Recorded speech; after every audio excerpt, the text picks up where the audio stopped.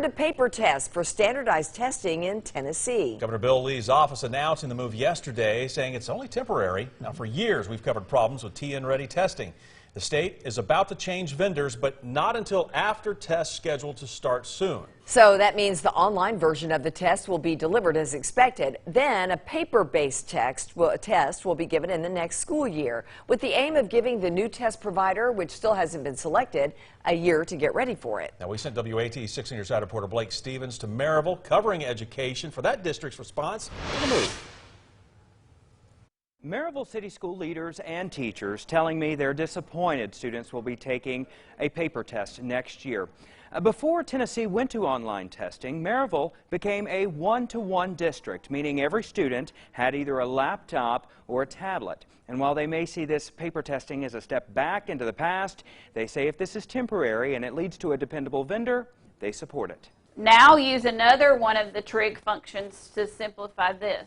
In Stacy Travis's calculus class, you'll see a lot of problem solving, critical thinking, maybe a little bit of confusion, and a lot of technology. We're preparing our kids for the future, for their world in college and career, and it's digital. So it was disappointing to hear to go back to paper next year. She's talking about Tennessee-ready testing. This year, the statewide standardized test is online for 9th, 10th, and 11th grade students. But since it's all paper next year, she's already thinking of what changes she'll make to transition them back. I'm going to have to really think about how I assess my students next year. We do a lot of our assessments online, and if they're going to take a paper test, I'm going to have to make some changes in order for them to feel like there's some continuity between what they see in the classroom and what they're seeing online testing. Maryville City Schools Director Mike Winstead saying he's fine with the change, but for 1 year. When you think about where we're going as a society and what the future holds, that online,